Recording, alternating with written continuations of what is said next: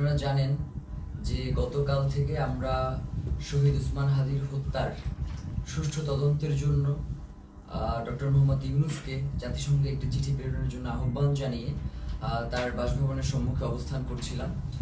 আমরা খুব গুটি কয়েক মানুষ সেখানে ছিলাম এবং আমরা পুরো গতকাল 4টা থেকে আজকের এই সময় পর্যন্ত শহীদ উসমান হাদির স্ত্রী, তার সন্তান এবং আমরা পুরোটা সময় ধরে কিভাবে শান্তিপূর্ণভাবে আমাদের এই দাবিটা আদায় করা যায় সেটা নিয়ে আমরা আমাদের মতো করে এগুচ্ছিলাম।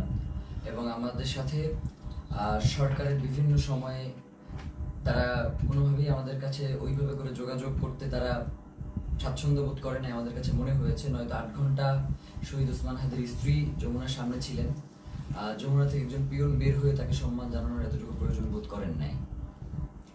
তো আমরা আজকে যখন শহীদ উসমান হাদির স্ত্রী তিনি বিকেলবেলা জুমার নামাজের পরে তিনি আবার যখন এসে যমুনা অভিমুখে আসতে রওনা দিয়েছেন, প্রায় কাছাকাছি চলে এসেছে, তখন আমাদের কিছু ভাই বোন তাদেরকে আমরা ভিতরে পাঠানোর জন্য চেষ্টা করতেছিলাম, কারণ শহীদ উসমান হাদির স্ত্রী একা হয়ে গেলে তার সাথে কি ধরনের পরিস্থিতি ঘটতে পারে সেটা জানবার জন্য মূলত আমরা তাদেরকে প্রেরণ করবার চেষ্টা করেছিলাম। এবং ভিতরে আমাদের কিছু ইনকিলাব কর্মী মঞ্চের সদস্য ছিল যাদেরকে ভিতর থেকে আবার বাইরে আসতে দেওয়া হচ্ছিল না। তো এই সার্বিক পরিস্থিতি তদারকির জন্য আমরা জুমা এবং শান্তা সহ যুবাকে প্রেরণ করেছিলাম, যাতে ওরা গিয়ে দেখে আসে এবং ওদেরকে সঙ্গে করে নিয়ে আসে। তো প্রথম অবস্থায় সেটা হচ্ছে পুলিশ কোনোভাবেই তাদেরকে ভিতরে যেতে দিবে না। তো ওরা অনেকভাবে বোঝানোর চেষ্টা করেছে, কিন্তু কোনোভাবেই ওরা মানতে ছিল না। পরবর্তীতে আমরা বলেছিলাম যে এবং এটা তো একদম খুবই সহজ ব্যাপার, 1 মিনিটের ব্যাপার, আমাদেরকে সরিয়ে দেওয়া, এই ওখান থেকেই করা।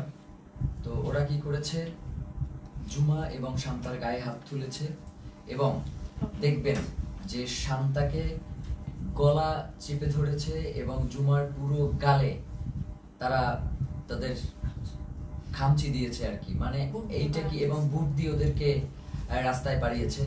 তো এই যে ফ্যাসিবাদী আমলের যেই পুলিশ, এই যে পুলিশ লীগ, তারা আবার নতুন করে যে মাথাচাড়া দিয়ে হচ্ছে এবং তাদেরকে যে কেউ কন্ট্রোল করতে পারছে না। আমরা দেখতেছিলাম যখন আমাদের উপরে হামলা হয়েছে তখন পুলিশের ঊর্ধ্বতন কয়েকজন কর্মকর্তা, ডিবি কমিশনার, তিনি চেষ্টা করছিলেন বারংবার যে আসলে যাতে আমাদের উপরে হামলাটা না হয়, কিন্তু পরক্ষণেই আমরা দেখতে পেয়েছি যে তার আদেশ অমান্য করে পেছন থেকে পুলিশের কিছু সদস্য তারা অতর্কিত হামলা করেছে এবং আমাদের ভাইদেরকে রক্তাক্ত করেছে। তো আমরা ইনকিলাব মঞ্চের পক্ষ থেকে এর তীব্র নিন্দা জানাই এবং যারা এই আক্রমণের সাথে জড়িত রয়েছে তাদেরকে অতি দ্রুত বিচারের মুখোমুখি করবার জন্য আহ্বান জানাই। কারণ বাংলাদেশের জনগণ এই মুহূর্তে প্রচন্ডভাবে তারা ক্ষেপে রয়েছে, তারা কোনোভাবেই এই ব্যাপারটাকে মেনে নিতে পারছে না। যার কারণে আমরা বলবো, বাংলাদেশের আইন শৃঙ্খলা পরিস্থিতি এবং জনগণকে শান্ত রাখবার জন্য আপনাদের অতি দ্রুত আজকে কারা কারা হোটেল ইন্টারকন্টিনেন্টাল এবং যমুনার যে সকল পুলিশ সদস্য দায়িত্বে ছিলেন তাদেরকে চিহ্নিত করার ব্যবস্থা করেন। এবং তারা যেই কাজটা করেছে সেটা হচ্ছে, অধিকাংশ পুলিশ সদস্যের কোনো নেম প্লেট ছিল না, তারা নেম প্লেট খুলে ফেলেছে এবং প্রত্যেকে মাস্ক পরা ছিল। এই যে মাস্ক পরে নেম প্লেট খুলে যে হামলা, এই হামলা তো আমরা, এবং হেলমেট পরে এই হামলাগুলো তো আমরা দেখেছি ফ্যাসিবাদী হাসিনার আমলে। তাহলে কি এখন যমুনা পাহারা দিচ্ছে বা যমুনায় বসে আছে কি হাসিনা সেই ফ্যাসিবাদী আমলের পুলিশ লীগ কিনা, সেটা আমরা জানতে চাই। সেই সাথে এসএসএফ আজকে প্রচন্ড রকমের দুর্ব্যবহার করেছে আমাদের সাথে, আমাদের যুবাকে রাস্তায় ফেলে মেরেছে এবং মাথায় আঘাত করেছে, ছাদকে মেরেছে। তো এই যে, এবং আমাদের ইনকিলাব মঞ্চের এমন কোনো কর্মী নাই যে আজকে এই হামলায় আহত হয় নাই। তো এখন আমরা এই প্রশাসনের কাছে জানতে চাই, আমরা তো সুনির্দিষ্ট একটা দাবি নিয়ে ওখানে গিয়েছিলাম যে জাতিসংঘের অধীনে যাতে শহীদ উসমান হাদির হত্যার বিচারটা করা হয়, এই তদন্তটা নিশ্চিত করা হয়। তাহলে কারা শহীদ উসমান হত্যার তদন্ত জাতিসংঘের অধীনে দিতে চায় না, যে আজকে স্পষ্ট হয়ে গেছে। আমরা মনে করছি যে প্রধান উপদেষ্টার, আমরা মনে করছি এই যে উপদেষ্টা পরিষদটা যে রয়েছে, এই উপদেষ্টা পরিষদের একটা অংশ শহীদ উসমান হাদির খুনের সাথে জড়িত, নয়তো কোনোভাবেই এভাবে আর কি অমানবিকভাবে আক্রমণ করার কোনো প্রশ্নই আসে না, যেহেতু এটা শান্তিপূর্ণ অবস্থান ছিল। এবং আপনারা দেখবেন যে প্রধান উপদেষ্টার দপ্তর থেকে একটা তারা প্রেস রিলিজ দিয়েছে এবং সেখানে বলেছে যে আমরা নাকি জল কামানের উপরে উঠে গিয়েছিলাম, অথচ ছবিতে স্পষ্ট করে দেখা যাচ্ছে যে আমরা উল্টো জনগণকে শান্ত করবার জন্য চেষ্টা করছিলাম। যখন জনগণ দেখেছে যে ভিতরে জুমা এবং শান্তাকে রাস্তায় ফেলে মারা হচ্ছে, জনগণ কোনোভাবেই এটা মেনে নিতে পারে নাই, যার কারণে এইখানে ওই উদ্ভূত পরিস্থিতির সৃষ্টি হয়েছে। এর পুরো দায়ভার ওইখানে দায়িত্বরত পুলিশ প্রশাসন এবং সরকারকেই বহন করতে হবে। প্রিয় ভাইয়েরা, আপনাদেরকে স্পষ্ট করে জানাই যে সামনে খুবই গুরুত্বপূর্ণ একটা নির্বাচন রয়েছে 12 তারিখ। এখানে বাংলাদেশের স্বাধীনতা, সার্বভৌমত্ব সহ বাংলাদেশের নিরাপত্তা জনিত বেশ কিছু বিষয় জড়িত রয়েছে, যার কারণে অবশ্যই 12 তারিখে নির্বাচন হতে হবে। এবং যারা 12 তারিখে নির্বাচন বানচাল করে দেওয়ার জন্য আমাদের উপরে আক্রমণ করেছে, তাদের এই নীল নকশাকে বৃদ্ধাঙ্গুলি দেখিয়ে আমাদের জনগণের অধিকার আমাদের বাস্তবায়ন করতে হবে। প্রিয় ভাইয়েরা, জনগণ, বাংলাদেশের জনগণ প্রচন্ড শান্তিপ্রিয় এবং তারা সব সময় সরকারকে সহযোগিতা করে আসছে, কিন্তু সরকার সেই জনগণের উপরে আজকে মুহুর্মুহু sound grenade, tear shell, rubber bullet এগুলো নিক্ষেপ করেছে। এবং এখনো তারা বিভিন্ন জায়গায়, যেমন শাহবাগে এখনো সম্ভবত আক্রমণ চলছে। একটু আগেও আমরা এই লাইভ শুরু করবার আগে দেখতেছিলাম যে শাহবাগে আক্রমণের মতো ঘটনা ঘটতেছে। তো এবং 100-র অধিক শাহবাগেও আহত হয়েছে। তো এই যে পুলিশের ন্যাক্কারজনক হামলা এবং তাদের যে লাগাম টেনে ধরা হচ্ছে না, তারা বলছে, মানে আপনি একটা জিনিস খেয়াল করেন, তারা বলছে যে আয় হাদির লাশ নিয়ে যা। মানে এইটা পুলিশের, মানে সে যদি আওয়ামী লীগ না হয়, সে যদি মানে সত্যিকার অর্থেই কোনো পুলিশ সদস্য হয়ে থাকে, তাহলে তার এই ধরনের কথা বলবার কোনো প্রশ্নই আসে না। তো আমরা স্পষ্টভাবে বুঝতে পারছি যে বর্তমান পুলিশ প্রশাসনের এই যে আওয়ামী লীগ গোষ্ঠী যারা এখন পর্যন্ত রয়ে গেছে, তাদেরকে ছাঁটাই করবার না করবার কারণে এই ধরনের উদ্ভূত পরিস্থিতি তৈরি হয়েছে। এর দায়ভার এই অন্তর্বর্তীকালীন সরকারকেই নিতে হবে। এবং আমরা আশঙ্কা করছি যে যমুনার ভিতরে হয়তো অন্তর্বর্তীকালীন সরকার সেফ না, কারণ যারা আমাদের উপরে যেইভাবে আক্রমণ করেছে, তারা যে কোনো মুহূর্তে যমুনায় ডক্টর মোহাম্মদ ইউনূসের উপরেও আক্রমণ করতে পারে। এই ধরনের একটা আমরা আশঙ্কা বোধ করছি, কারণ এদের আক্রমণের সাথে হাসিনার পুলিশ লীগের আক্রমণ পুরোপুরি মিলে যাচ্ছে। এবং সেই সাথে আমরা এটাও আপনাদেরকে বলতে চাই যে আমরা দেখতেছেন তো আমাদের কি অবস্থা, তারপরেও আমাদেরকে শান্তিপূর্ণভাবে সকল অবস্থার মোকাবেলা করতে হবে। আমরা চাই যাতে বাংলাদেশে কোনো উদ্ভূত পরিস্থিতির সৃষ্টি না হোক, যার মাধ্যমে মূলত আজকের আক্রমণটা হয়েছেই হচ্ছে নির্বাচনকে বানচাল করে দেওয়ার জন্য। সুতরাং এই নির্বাচন অবশ্যই হতে হবে এবং সেটা 12 তারিখেই হতে হবে। এবং যারা নির্বাচন বানচাল করতে চায় তাদেরকে আমাদের রুখে দিতে হবে। আমরা কোনোভাবেই এই নির্বাচনকে বানচাল করতে দিব না, কারণ বাংলাদেশের জন্য এই নির্বাচন অত্যন্ত গুরুত্বপূর্ণ। প্রিয় ভাইয়েরা, সেই সাথে আমরা আপনাদেরকে স্পষ্ট করে যে জিনিসটা জানাতে চাই, সেটা হচ্ছে শহীদ ওসমান হাদির হত্যার যে তদন্ত, সেটা জাতিসংঘের অধীনেই হইতে হবে।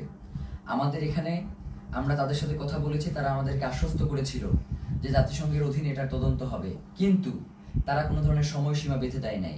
তারা ইতিপূর্বেও আমাদেরকে আশ্বস্ত করেছিল তারা ক্ষমতায় থাকা অবস্থাতেই শহীদ ওসমান হাদির হত্যার বিচার করবে, কিন্তু তারা সেই বিচার করতে পারে নাই।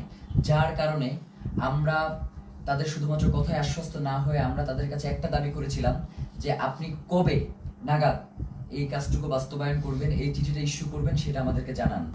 এখন রাষ্ট্রের কাছে যদি আমাদের এতটুকু দাবি জানানোর অধিকার না থাকে, তাহলে তো বাংলাদেশ বলে কোনো রাষ্ট্র এই মুহূর্তে সাস্টেইন করবার কথা না। এখন তো এই রাষ্ট্র তাহলে অন্য দেশের প্রক্সি দিচ্ছে এই রাষ্ট্র কোনো না কোনো ভাবে। তো প্রিয় ভাইয়েরা, আপনাদেরকে স্পষ্ট করে বলি, শহীদ ওসমান হাদির হত্যার তদন্ত জাতিসংঘের অধীনেই হইতে হবে এবং 8 তারিখে অবশ্যই এই অন্তর্বর্তীকালীন সরকারকে জাতিসংঘের কাছে চিঠি প্রেরণ করতে হবে। প্রিয় ভাইরা, এক্ষেত্রে আমাদের কিছু দাবি রয়েছে। চিঠি শুধু প্রেরণ করলেই হবে না, চিঠির ভিতরে নিম্নলিখিত আমরা যে বিষয়গুলো বলবার চেষ্টা করছি সেগুলো অন্তর্ভুক্ত থাকতে হবে। প্রথমত, সরকারকে UNOHCHR কে অনুরোধ করতে হবে যেন তারা শহীদ শরীফ ওসমান হাদি হত্যাকাণ্ডে একটি স্বাধীন ও নিরপেক্ষ ইন্ডিপেন্ডেন্ট ফ্যাক্ট ফাইন্ডিং ইনভেস্টিগেশন পরিচালনা করে।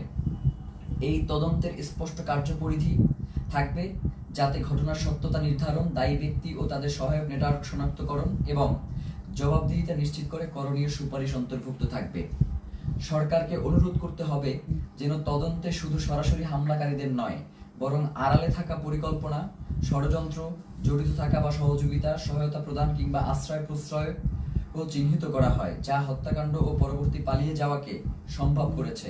মূল কথা হচ্ছে, খুন যারা করেছে, খুনের পেছনে যারা পরিকল্পনা করেছে, এখন পর্যন্ত খুনিদেরকে যারা আশ্রয় প্রশ্রয় দিয়ে রাখছে, তাদেরকেও এই তদন্তের মাধ্যমে উদ্ঘাটন করে নিয়ে আসতে হবে। সরকারকে পূর্ণ সহযোগিতার নিশ্চয়তা দিতে হবে। এতে প্রাসঙ্গিক প্রমাণ ও স্থানসমূহে প্রবেশাধিকার অন্তর্ভুক্ত থাকবে। একই সঙ্গে রাষ্ট্রীয় বা অরাষ্ট্রীয় কোনো পক্ষের হস্তক্ষেপ না হওয়ার নিশ্চয়তা প্রদান করতে হবে। কিছু অভিযুক্ত সন্দেহভাজন বিদেশে পালিয়ে থাকতে পারে এমন প্রতিবেদনের প্রেক্ষিতে সরকারকে OSCHR এর সহায়তা চাইতে হবে, যাতে স্ট্রাকচার্ড ক্রস বর্ডার কোঅপারেশন নিশ্চিত হয়। এর মধ্যে লিগ্যাল অ্যাসিস্ট্যান্স ও ইনফরমেশন শেয়ারিং অন্তর্ভুক্ত থাকবে, যাতে দায়ীরা জবাবদিহিতা এড়িয়ে যেতে না পারে। মূল কথা হচ্ছে, শহীদ ওসমান হাদির হত্যার তদন্ত জাতিসংঘের অধীনেই হইতে হবে এবং এই তদন্ত কাজ যাতে কোনো ধরনের বাধাগ্রস্ত না হয়, সকল ধরনের সহযোগিতা এই রাষ্ট্রের পক্ষ থেকে নিশ্চিত করতে হবে। এর বাইরে আমাদের কাছে কোনো সেকেন্ড অপশন নাই। আজকে আমাদেরকে গুলি করেছেন, কালকে প্রয়োজনে আমাদেরকে মেরে ফেলেন, কিন্তু শহীদ ওসমান হাদির হত্যার বিচার এই বাংলার জমিনে হইতেই হবে। এর বাইরে কোনো সরকারের সেকেন্ড কোনো অপশন নেওয়ার কোনো সুযোগ নাই। প্রিয় ভাইয়েরা, আপনাদেরকে বলি, এই যে আজকে আমাদের উপরে যে ন্যাক্কারজনক হামলা হয়েছে, এই ন্যাক্কারজনক হামলার পিছনে কারা রয়েছে, কারা আমাদের উপরে অতি উৎসাহী হয়ে আক্রমণ করেছে এবং আমাদের ভাই বোনদেরকে, মানে একটা মানুষকে আসলে কতটা বাড়ি দেয়া যায় লাঠি দিয়ে, আমরা এটা প্রশাসনের কাছে জানতে চাই। একজন মানুষকে আমি ভিডিওতে দেখেছি 30 থেকে 32টা বাড়ি দিয়েছে, যতক্ষণ পর্যন্ত সে ওইখান থেকে নিরাপদ দূরত্বে না যাইতে পারছে ততক্ষণ পর্যন্ত একজনের পরে আরেকজন তাকে আঘাত করতেই ছিল। ব্যাপার যেটা ঘটতেছে সেটা হচ্ছে, আমাদের কাছে মনে হচ্ছে যে এই প্রশাসন এখন আর অন্তর্বর্তীকালীন সরকারের কথায় চলে না। এই প্রশাসনকে কেউ নিয়ন্ত্রণ করছে। সেই নিয়ন্ত্রক কারা সেটা বাংলাদেশের জনগণের কাছে সরকারকে জানাতে হবে, নয়তো এই সরকারের অবশ্যই দায় থেকে যাবে যে কারা জুলাই জনতার উপরে এই আক্রমণটা করলো। তারা শহীদ ওসমান হাদিকে হত্যা করতে পারে নাই। শহীদ ওসমান হাদির হত্যার বিচারের দাবি যদিও জানানো না যায়, তাহলে তো এই রাষ্ট্র সামনে ফাংশন করবে না। এবং আমরা ইতিমধ্যেই দেখতে পেয়েছি যে রাজনৈতিক দলগুলো থেকে এই আক্রমণের ঘটনার ব্যাপারে প্রচন্ড উল্লাস প্রকাশ করা হচ্ছে, আপনারা দেখেছেন। আমরা আপনাদেরকে স্পষ্ট করে জানাই, এই 12 তারিখ ভোটের মধ্য দিয়ে তাদেরকে আপনাদের একটা স্পষ্ট বার্তা জানান দেওয়ার সুযোগ রয়েছে। আপনারা 12 তারিখ তাদেরকে ভোটে পরাজিত করে ইনসাফ ও বাংলাদেশের স্বাধীনতা সার্বভৌমত্বের একটা রাষ্ট্র গড়ে তুলবেন, এমনটাই আমাদের প্রত্যাশা। এবং গণভোটে অবশ্যই আপনারা হ্যাঁ দিবেন, কারণ জুলাই সনদ বাংলাদেশের জন্য অত্যন্ত গুরুত্বপূর্ণ। এর সাথে বাংলাদেশের স্বাধীনতা সার্বভৌমত্ব, সীমান্ত, নিরাপত্তা সবকিছু জড়িয়ে আছে। যার কারণে জুলাই গণভোটে আপনাদেরকে অবশ্যই হ্যাঁ দিতে হবে এবং যারা সৎ এবং যোগ্য, তারা যে দলেরই হোক না কেন, তাদেরকে ভোট দিয়ে আপনাদেরকে ইনসাফের বাংলাদেশ প্রতিষ্ঠার জন্য ক্ষমতায় নিয়ে আসতে হবে।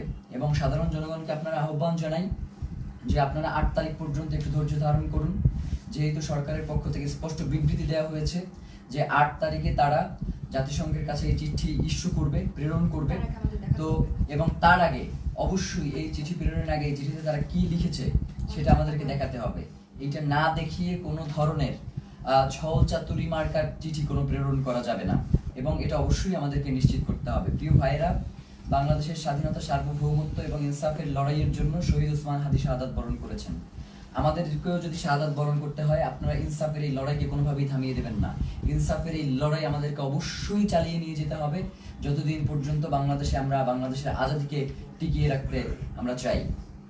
আমার আশেপাশের 2 জন প্রচন্ডভাবে আক্রান্ত হয়েছে, আমি নিজে আক্রান্ত হয়েছি। আমার এবং আমাকে এবং প্রত্যেকের মাথা টার্গেট করে, এই যে আমার পাশে সালাউদ্দিন আম্মার বসে আছে, ওকে মাথা লক্ষ্য করে গ্রেনেড নিক্ষেপ করা হয়েছে, কিন্তু আল্লাহকে বাঁচিয়ে দিয়েছে যে সেটা জায়গা মতো ওরা নিক্ষেপ করতে সক্ষম হয়নি।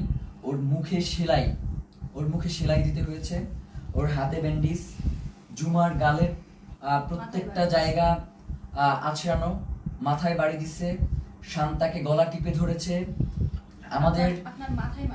আমাদের এবং ইনকিলাব মঞ্চের যারা ভিতরে ছিল, আমাদেরকে ওখান থেকে ওখান থেকে আমাদেরকে গুলি করে রাবার বুলেট নিক্ষেপ করে সরিয়ে দেওয়ার পরে তারা আমাদের যে সকল ভাই ভিতরে আটকা ছিল, শত শত পুলিশ গিয়ে তাদেরকে নির্বিচারে পিটিয়েছে। ফাহিম সহ 2-3 জনের হাত ভেঙে গিয়েছে এই পিটানে। আমরা আমাদের আরেকজন কর্মী যার অবস্থা খুবই সংকটাপন্ন ছিল, যাকে অক্সিজেন দিয়ে তারপর হসপিটালে নিয়ে আসতে হয়েছে এবং তাকে প্রচন্ডভাবে মাথায়, হাতে, কোমরে সব জায়গায় এত পেটানো হয়েছে যে সে এখন ট্রমাটাইজড। আমরা জানাতে চাই, এই সরকারকে বলতে চাই, আপনি অতি দ্রুত কারা এই আক্রমণ করেছে তাদেরকে চিহ্নিত করে বিচারের মুখোমুখি করেন, নয়তো যে কোনো পরিস্থিতির জন্য আপনাকে অবশ্যই দায়ী থাকতে হবে। কারণ বাংলাদেশের জনগণ ততক্ষণ পর্যন্তই শান্তিপূর্ণ যতক্ষণ পর্যন্ত জুলাইয়ের প্রেক্ষাপট তৈরি না হয়। আপনারা কিন্তু খুব তাড়াতাড়ি একটা জুলাইয়ের প্রেক্ষাপট তৈরি করে ফেলতেছেন। এখন যদি আপনারা এটাকে কন্ট্রোল করতে না পারেন তাহলে বাংলাদেশের স্বাধীনতা, সার্বভৌমত্ব কিন্তু টিকবে না। এবং আপনাকেও, প্রধান উপদেষ্টা আপনি আছেন, আপনি আমেরিকাতে চলে যাবেন সেটা হবে না। আমাদের কাছে জবাবদিহি করে এরপরে আপনাকে আমেরিকা যেতে হবে যে কেন জুলাই জনতার উপরে, শহীদ ওসমান হাদির ভাই বোনদের উপরে এভাবে ন্যাক্কারজনক হামলার মতো ঘটনা ঘটানো হলো। ছাত্র ভাইদেরকে উদ্দেশ্য করে বলি যে আমাদেরকে ধৈর্য ধারণ করতে হবে এবং আমাদেরকে এই লড়াই কৌশলের মধ্য দিয়ে আমাদের যাতে মনোবল ভেঙে না যায়, আমাদেরকে সে ব্যাপারে সচেষ্ট থাকতে হবে। এই লড়াই তো একদিনের লড়াই না, আমাদের আজাদির লড়াই চলছে এবং আজাদির এই লড়াই চলবে। আমাদের এখন পিঠ থেকে গিয়েছে, আমাদের আসলে আর পিছনে যাওয়ার কোনো সুযোগ নাই। এখন থেকে আমাদেরকে সামনেই এগিয়ে যেতে হবে। 8 তারিখ পর্যন্ত যেহেতু সরকার সময় চেয়েছে, আমরা সরকারকে সেই সময়টুকু দিলাম। সে যদি এই সময়টা আগেই ঘোষণা করতো তাহলে তো এই ধরনের কোনো পরিস্থিতি তৈরিই হতো না। যার কারণে আমার কাছে মনে হয় যে সরকার ইচ্ছাকৃতভাবে এই ঘটনা ঘটিয়েছে। এর দায়ভার সরকারকেও বহন করতে হবে।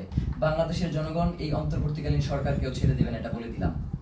আজকের মতো আমরা সবাই প্রচন্ডভাবে আহত অবস্থায় এখানে বসে রয়েছি। ফাহিমের দেখেন যে পুরো ট্রাউজারটা ওর রক্তে লাল হয়ে আছে, আমার পুরো পাজামার রক্তে লাল হয়ে আছে, ওর পুরো হাত আঙুল ভেঙে গেছে, মুখে সেলাই দেয়া, এবং এইভাবে প্রত্যেককে এমন ভাবে আক্রমণ করা হয়েছে। আল্লাহ আমাদেরকে রক্ষা করেছেন, নয়তো তাদের যেই ধরনের আজকে আক্রমণের ভূমিকা ছিল তারা আমাদেরকে খুন করবার উদ্দেশ্য নিয়ে এই আক্রমণটা করেছে। তো আমরা আমাদের এক ভাইকে হারিয়েছি, আমাদের কোনো হারানো, এরপরে যদি আমরা আমাদের কোনো ভাইকে হারাই, এরপরেও নির্বাচন হইতে হবে, নির্বাচন পেছানো যাবে না।